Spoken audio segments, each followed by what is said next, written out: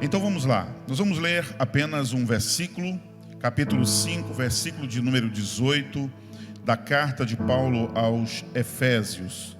Vamos ler, queria ouvir sua voz, a mais bela voz na terra é a voz da igreja. Vamos ler juntos? 1, 2, 3, já.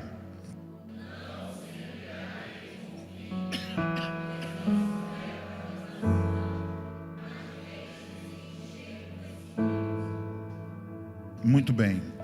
Essa carta do apóstolo Paulo é uma carta das mais preciosas, uma carta doutrinária, uma carta que ensina muito e nós temos que lê-la constantemente para aprender muitas coisas preciosas que foram ensinadas pelo apóstolo para a igreja de Éfeso. Ele pregou o evangelho naquela cidade, era uma província romana.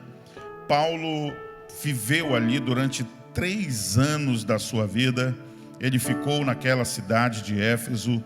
E depois que ele partiu, ele sabia que haveria muitas pessoas que invadiriam o rebanho do Senhor para infiltrar doutrinas, ensinos que eram errôneos ou até heréticos em relação ao que ele havia ensinado como doutrina para o povo de Deus naquela cidade. E ele então faz algumas observações muito importantes nesse texto. E nessa carta eu destaco esse versículo que é muito conhecido de muitos irmãos, o conhece esse texto. E eu hoje quero falar um pouco sobre ele. Desejei falar sobre esse texto no meu coração, porque nós aceitamos a Jesus como Salvador, nós embarcamos em uma caminhada com Cristo, rumo à nossa mansão celestial, mas nós precisamos ter combustível para que a nossa caminhada ela não venha parar no decorrer da estrada. E o apóstolo Paulo, ele vai escrever à igreja de Éfeso e ele vai orientar sobre muitas coisas. E entre as coisas que ele vai orientar, ele vai falar sobre você ser frutífero espiritualmente, você ser cuidadoso com as obras da carne, porque elas vão querer se levantar contra você. Antes de você aceitar Jesus como Salvador, você tinha apenas uma natureza, essa aqui, a natureza que nós chamamos de humana, carnal. E depois que você aceita a Cristo como Salvador, você ganha uma segunda natureza, que é conhecida como natureza espiritual. Literalmente, você nasce de novo, você ganha uma nova identidade, e então você passa a estar com esta natureza, e aí ganha uma nova natureza. Logo, você passa a ter 2 naturezas, a natureza carnal, a natureza humana e a natureza espiritual. E então o apóstolo se preocupa em todas as suas cartas com esse conflito que vai haver entre o seu velho eu e o seu novo eu. Ele sabia que isso era natural e aconteceria com todos nós. Ele chega a dizer que há um conflito, há uma guerra entre a carne e o espírito, o que é carnal e o que é espiritual. Ele chega a usar algumas palavras filosóficas para expressar isso. Ele diz que a carne milita contra o espírito e o espírito contra a carne. Em outro momento ele diz assim: é porque o que eu quero fazer, isso não faço, e o que não quero fazer, isso faço. Escrevendo aos Romanos, ele expressa como se houvesse uma respiração funda. Aí ele diz: uau, miserável homem que sou, quem me livrará desta condenação? Então, ele começa a mostrar que é necessário eu viver e alimentar essa nova vida em Deus. E nós queremos, uma grande parte luta desesperadamente para vencer a si mesmo, para vencer ao seu próprio eu, porque às vezes esse eu se faz gigante dentro de cada um de nós. E é bem aqui que muita gente tem se perdido, é bem aqui que muita gente tem se atropelado na caminhada espiritual. E eu quero hoje falar de algo muito relevante para uma vida cristã equilibrada. Se eu tiver um carro, e esse carro for de última geração, esse carro de ponta, um carro maravilhoso, mas se eu não colocar combustível no tanque desse carro, ele não vai sair do lugar, ele não vai funcionar. Muitos crentes têm uma história linda e maravilhosa com Deus, mas muitos crentes estão desabastecidos de Deus, estão literalmente vazios de Deus.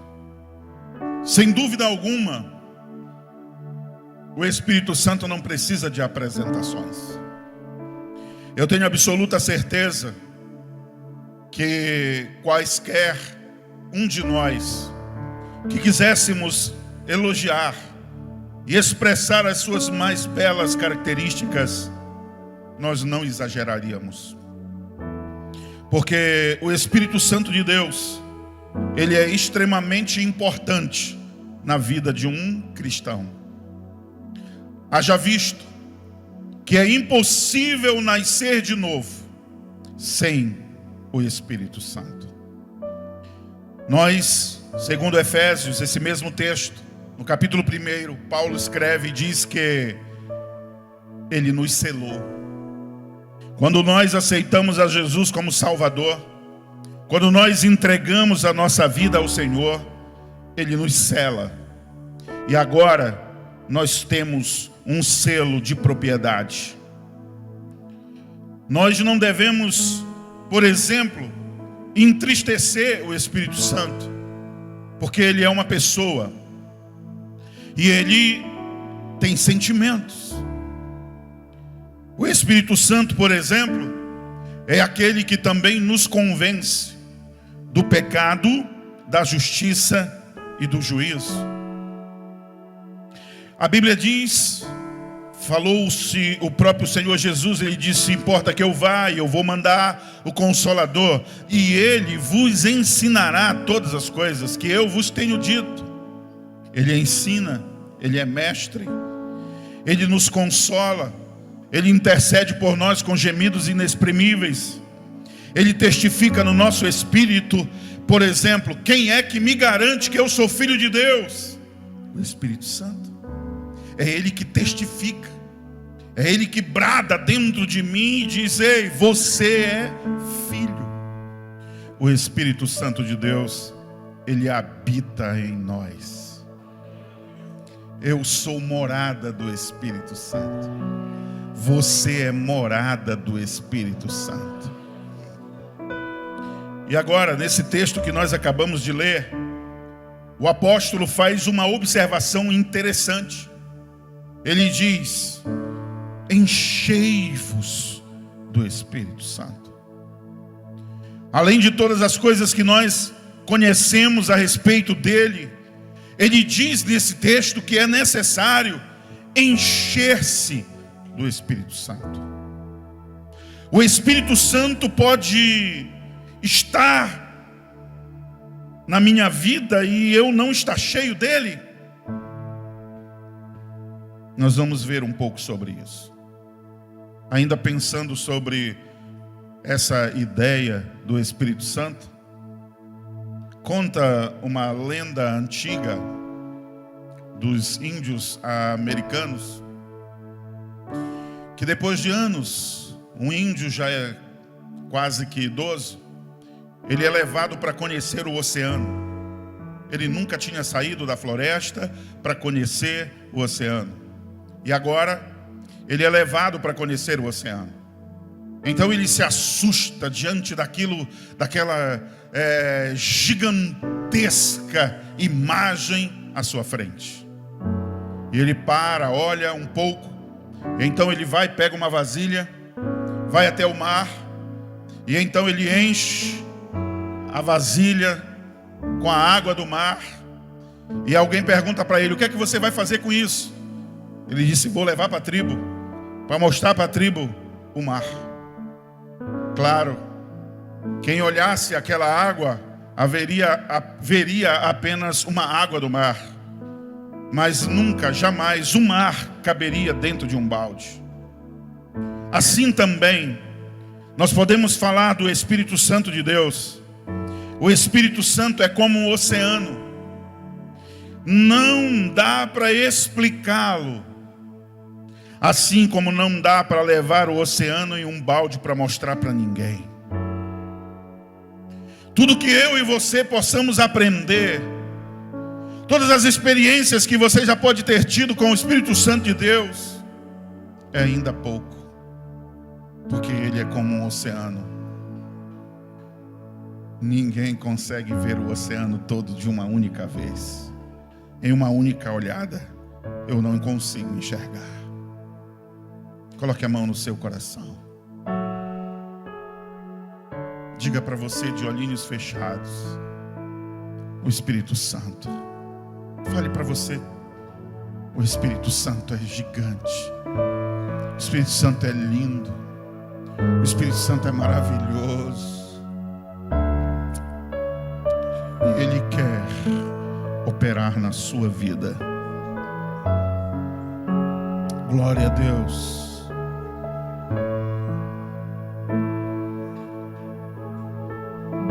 Pense comigo agora.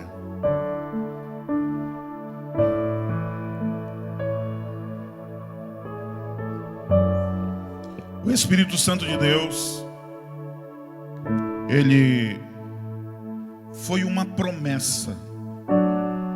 Ele foi uma promessa de Deus, ou de Jesus, dada aos discípulos. Os discípulos receberam a promessa de Jesus. João 16, 5 a 7, ele diz assim: mas agora eu vou para junto do Pai, aquele que me enviou. E nenhum de vocês me pergunta: para onde o Senhor vai? Pelo contrário, porque eu lhes disse essas coisas, a tristeza encheu o coração de vocês. Mas eu lhes digo a verdade: é melhor para vocês que eu vá. Porque se eu não for, o Consolador não virá para vocês. Mas se eu for, eu enviarei ele a vocês. O Espírito Santo foi uma promessa que Jesus fez aos discípulos. Disse: eu vou, estou mandando o Espírito Santo para cuidar de vocês.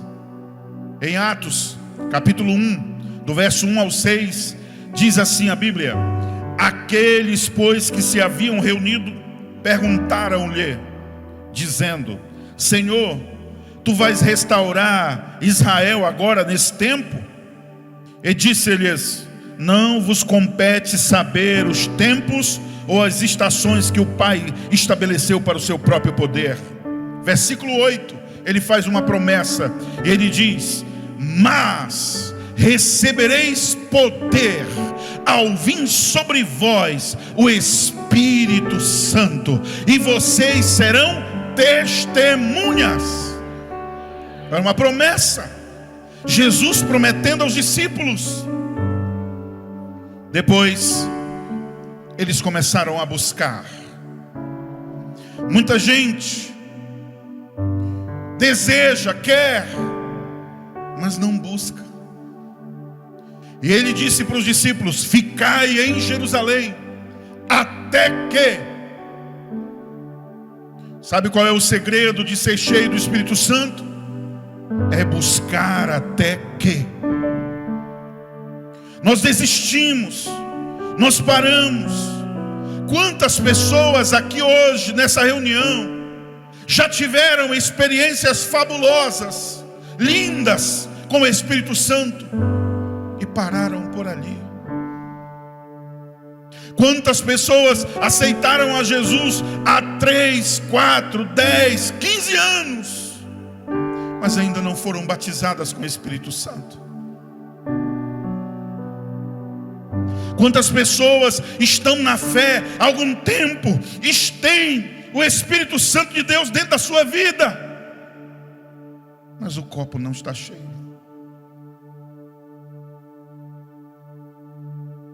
A vaga, Deus, o Espírito Santo é um oceano. Não adianta eu pegar um pouquinho dessa noite e levar lá para casa para mostrar para os meus filhos: olha, esse aqui é o Espírito Santo. Você não está mostrando o Espírito Santo para ele. O que Deus tem para nós é imensurável. O que Deus tem para fazer na sua vida é tremendamente maravilhoso. Mas enche o copo. Busca hoje. Se tiver alguém, você já observou, talvez nenhum desses estejam aqui agora, mas se alguém veio a uma reunião cristã de oração ontem, hoje eu já nem oro mais direito. Se eu fiz um jejum ontem, hoje eu já nem oro mais. Tá bom demais, já equilibrou, já fiz. Como se relacionamento com Deus fosse bater cartão de horas. Eu já vim ontem, hoje de manhã eu vim na oração, hoje de manhã eu vim no estudo bíblico, sábado eu estava na reunião, eu não preciso mais ir amanhã. Isso é alguém que está vazio. Porque quando você está cheio, não importa a hora, não importa o dia, não importa o momento, não interessa, você está cansado. Quantos aqui, por cansaço físico, dormiu em cima da Bíblia, mas não foi para a cama sem a Bíblia? Você acorda, olha. Quantos aqui já beijaram sua Bíblia por amar essa Bíblia tão profundamente? Quantos aqui já fizeram a Bíblia de travesseiro e abraçaram gostoso? Quantos aqui não conseguem, porque não é regra, não é religiosidade, é paixão, sair de casa sem a Bíblia? Eu tenho que lê-la, eu tenho que beber alguma coisa, abastecer o carro para sair de casa. Vir ao culto não é uma obrigação, porque eu sou membro da igreja, mas é um prazer estar entre aqueles que têm a mesma fé que eu, aqueles que têm o mesmo desejo que eu, aqueles que estão indo para o céu junto comigo, aqueles que estão apaixonados por ganhar almas para Jesus como eu, aqueles que estão, aleluia, que isso? Quantos já choraram de saudade do céu? Porque o Espírito Santo de Deus que está aqui, está lá no trono também. E a gente começa a sentir saudade de um lugar que a gente fisicamente nunca foi.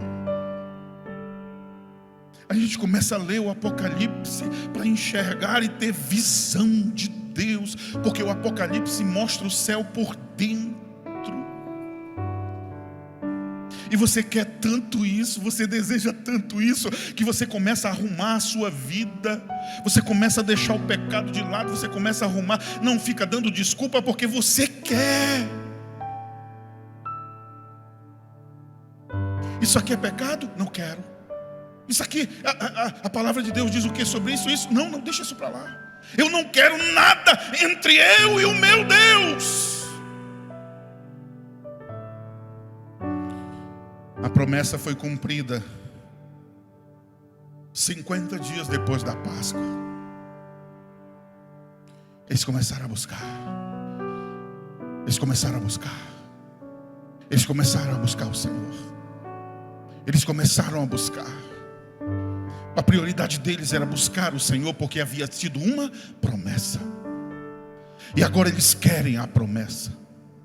Sabe por que eu às vezes não consigo alcançar mais de Deus? Porque eu não estou ligado na promessa. Muitas coisas na vida roubam-nos a visão da promessa. E é por isso que a minha vida espiritual estagnou.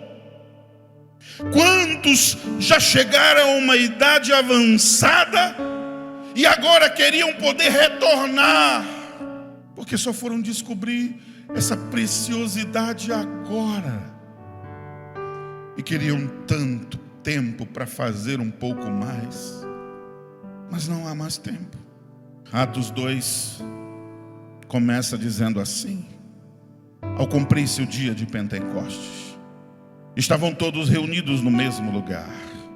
De repente, veio do céu um som, como de um vento impetuoso, encheu toda a casa onde estavam reunidos, estavam assentados. E apareceram distribuídas entre eles línguas como de fogo, e pousou sobre a cabeça deles. Todos ficaram cheios do Espírito Santo. Todos, se estavam todos com o mesmo propósito, se estavam todos com o mesmo desejo, se estavam todos com o mesmo sentimento, então todos ficaram cheios do Espírito Santo e passaram a falar em outras línguas, segundo o próprio Espírito lhes concedia que falassem. O Espírito tem dons para nos entregar. Nós temos um copo vazio, nós temos um copo meio cheio, só faltou um mais cheio. Mas a palavra que ele diz é: enchei-vos, enchei-vos, enchei-vos, enchei-vos do Espírito Santo. Quem quer ser cheio? Quem quer ser cheio do Espírito Santo? Decida isso na sua vida. Decida isso na sua vida. Troque algumas outras coisas que estão ganhando prioridade na sua vida e se coloque, vou usar essa expressão muito corriqueira entre nós, coloque-se debaixo da torneira do Espírito, porque a água não parou de jorrar. Pode não ter vasilha debaixo da torneira, mas a torneira continua derramando água nos dias de hoje. O Espírito Santo de Deus não mudou, ele continua sendo o mesmo. E se você quiser ser cheio do Espírito Santo, ele tem unção, ele tem virtude, ele tem graça, ele tem poder para com a tua vida. Agora decida querer. Ficaram todos cheios do Espírito Santo. Diga comigo, todos. Mais gostoso, diga todos. Ficaram cheios do Espírito Santo. Ninguém pode medir você. Você tem que medir a si mesmo. Por isso, homem, examine-se a si mesmo. Como você pode tocar nos emblemas da Santa Ceia quando você está com a sua vida irregular diante de Deus? Tem gente sem temor, perdeu o temor ao Senhor e faz de conta que está tudo bem para as aparências. Estão me olhando, estão me vendo, tudo bem nada.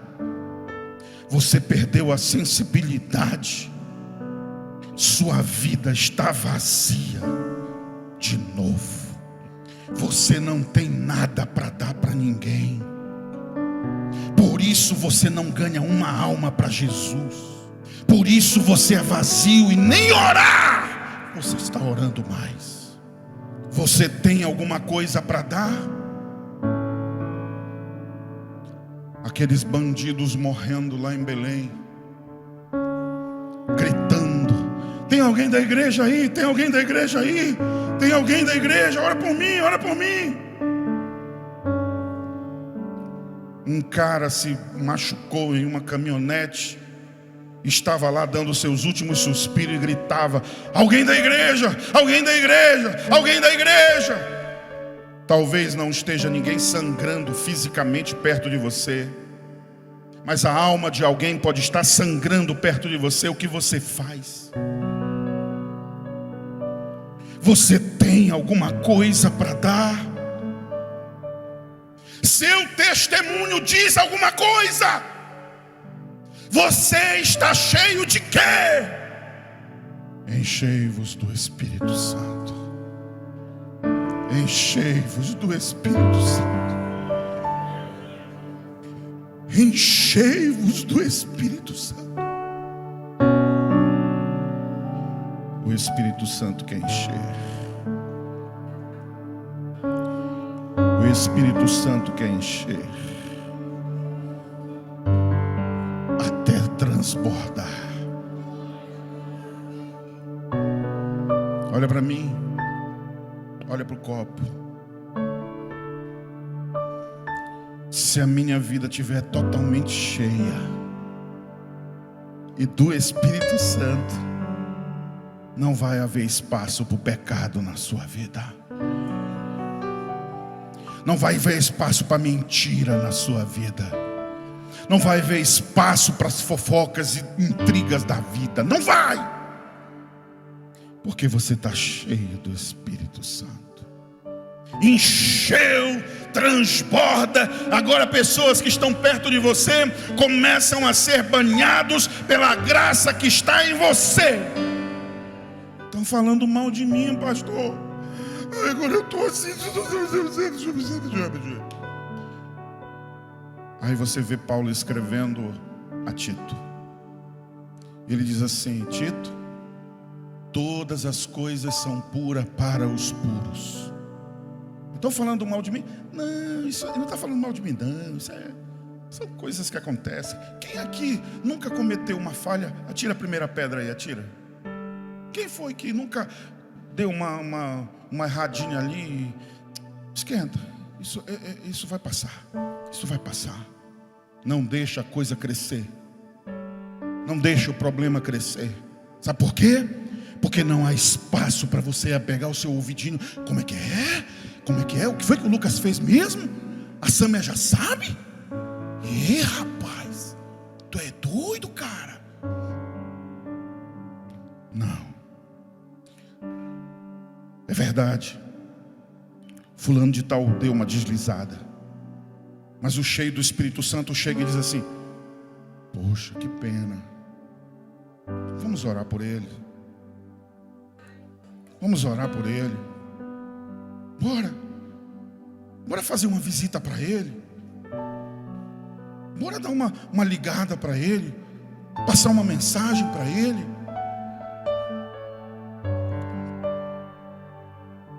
Porque não há espaço dentro de você. Não há espaço dentro de você para que outro Espírito opere, salvo o Espírito Santo de Deus que quer agir dentro de você. Repete comigo, diga aí: enchei-vos do Espírito Santo. Enchei-vos do Espírito Santo. Agora, para que eu seja cheio do Espírito Santo, eu tenho que primeiro esvaziar-me de mim mesmo. E junto comigo tem que levar toda aquela velha araca do passado. Joga fora. Porque como eu posso encher algo que está cheio? Aqui a verdade é a mesma. O diabo vai querer colocar uma água no meu copo, mas o meu copo está cheio, e ele não vai colocar porque já está cheio, já está ocupado. O diabo vai bater na porta e vai dizer: estou chegando com esse pecadinho, estou chegando com essa brincadeirinha, estou chegando com esse negócio. Aí você diz: Desculpa aí, fulano, a casa está cheia, Espírito Santo está aqui, dons do Espírito está aqui, frutos do Espírito está aqui, a graça de Deus está aqui, a alegria do Senhor está aqui. Vai batendo em retirada que não tem lugar para você. Em nome de Jesus, recebe na tua vida hoje uma injeção de graça de Deus para ser cheio do Espírito Santo. Aleluia. Quem está cheio não pode mais ser cheio. Se você está cheio, aí pastor, é assim assado cozido, estava vazio, tinha lugar ainda lá dentro para alguma coisa que não era de Deus. Me lembro que quando criança a gente assistia um filme de karatê ou qualquer outra coisa, a gente terminava de assistir o filme e ia brigar um com o outro, e aí a gente queria ser bom pra caramba. E os nossos filhos fazem, né? Hoje, a gente fez isso lá atrás. Quando você começa a assistir as coisas do mundo, você começa a desejá-las. Elas vão começar a brotar dentro de você, porque sementes foram plantadas na sua cabeça. E aí alguma coisa está na sua cabeça que você vai precisar tirar de lá. Porque se você não tirar isso e colocar uma outra coisa, isso vai dominar a sua vida. Jesus, ele diz assim, olha: não se põe vinho novo em odres velhos. Como é que você quer misturar? Aqui os meninos me deram uma água de coco. Se eu misturar essa água de coco com a água natural, já não vai ser mais o mesmo sabor. Se eu colocar aqui um suco de alguma coisa e misturar água demais, o que é que vai acontecer? Vai perder o sabor.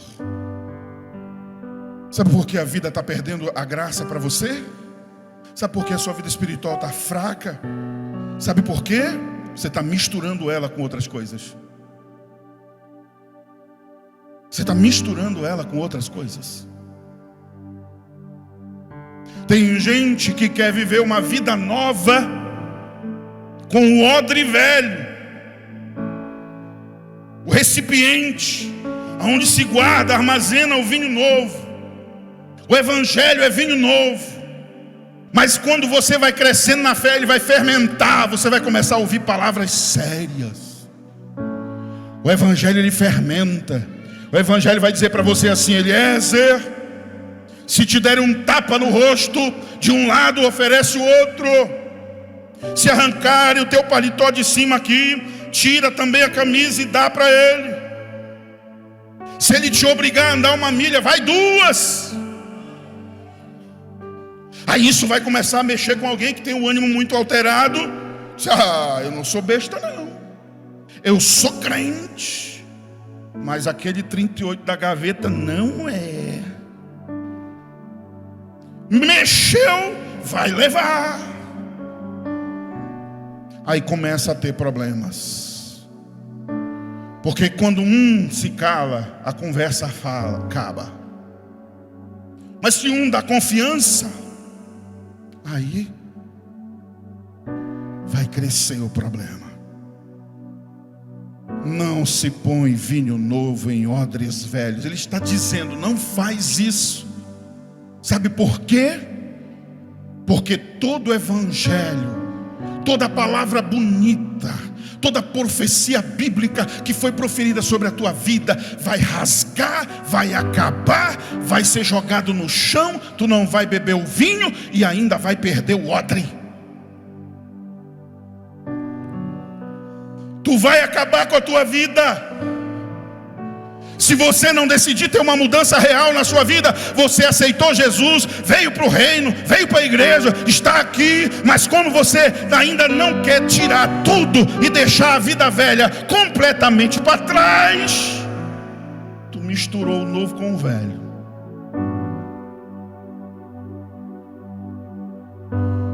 E aí, o evangelho é novo, o odre é velho. Quando o fermento começa, a fermentação do vinho começa a acontecer, rasga-se o odre, perde-se o vinho. Mas era algo tão gostoso, era algo tão precioso, era. Mas você não entendeu e queria viver o novo misturado com o velho. E é por isso que ele diz: enchei-vos do Espírito Santo de Deus. Nada de velho. Por isso, quem está em Cristo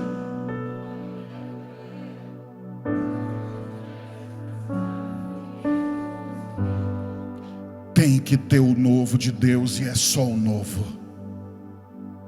Diga para a pessoa que está ao seu lado, diga: só o novo de Deus. Só o novo de Deus. Não aceite o velho mais. Rejeite o velho, para que a tua vida não seja destruída.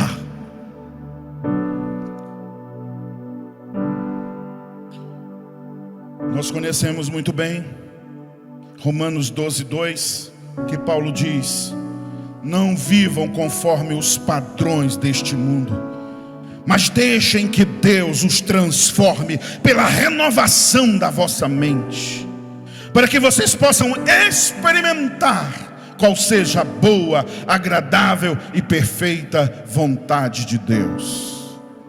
Se não mudar a mente, não houve transformação na sua vida. Se a sua mente continua a mesma, então não houve transformação na sua vida. Tem que ter mente nova. Aí você vai experimentar o novo de Deus chegando na sua vida.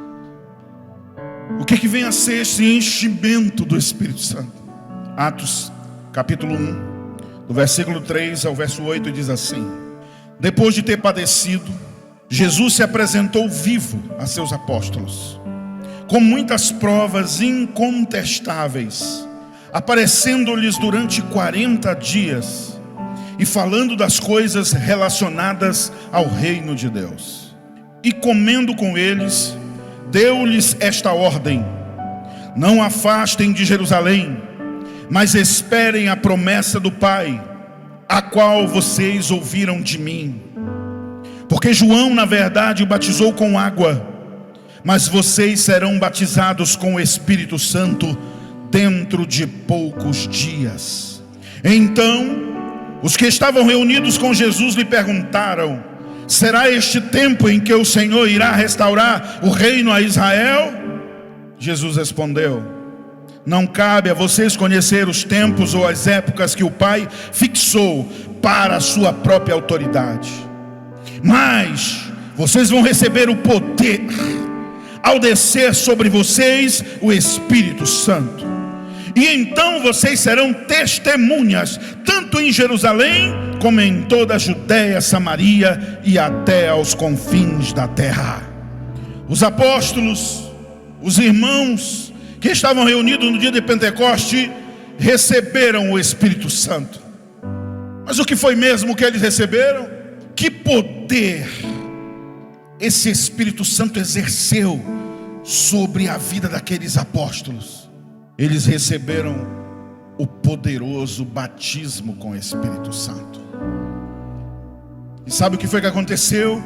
Esse poder do Espírito Santo veio sobre eles, atingiu a vida deles, tomou a vida deles. E olha, coisas que eu vou relatar aqui que aconteceram com eles. Preste muita atenção.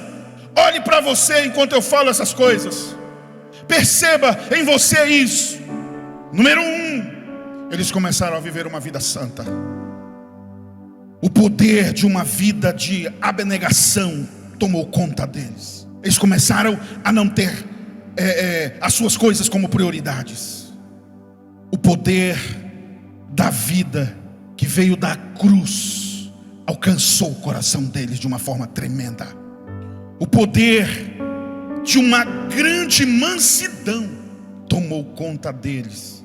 Todos os 12, por exemplo, tornaram-se mártires. Só João, do Apocalipse. Depois, segundo a tradição, colocaram ele dentro de um tacho de óleo fervendo. Ele foi colocado lá e saiu vivo por obra de Deus. Mas todos os outros, incluindo Pedro, morreu numa estaca, numa cruz, de cabeça para baixo, crucificado. Todos os outros, Pedro, que antes negou o Senhor, agora ele não nega mais o seu Senhor.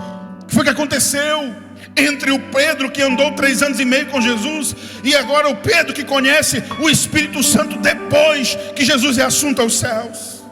O que foi que aconteceu com aquela covardia de Pedro, que negou Jesus 3 vezes até o galo cantar? O Espírito Santo deu o poder do amor na proclamação do Evangelho. Eu não conheço um crente cheio do Espírito Santo que não pregue o Evangelho, que o seu coração não pulse por almas. O Espírito Santo deu poder para eles ensinarem. O poder do Espírito Santo deu para eles uma fé viva e cheia de amor. O Espírito Santo deu para eles o dom de línguas e de profecia. O Espírito Santo de Deus deu poder para eles operarem milagres. O Espírito Santo deu o dom da inspiração, a revelação de muitas verdades que antes eles não entendiam. Eles começaram a entender. Veio a inspiração do Espírito Santo sobre eles. O poder da coragem moral para proclamar o Evangelho e cumprir as recomendações de Cristo, custasse o que custasse. Cheios do Espírito Santo. Quando o Espírito Santo de Deus invade a vida de um ser humano, não existe lugar para outro espírito agir. Não existe lugar para outro espírito agir, porque ele já está cheio do Espírito Santo.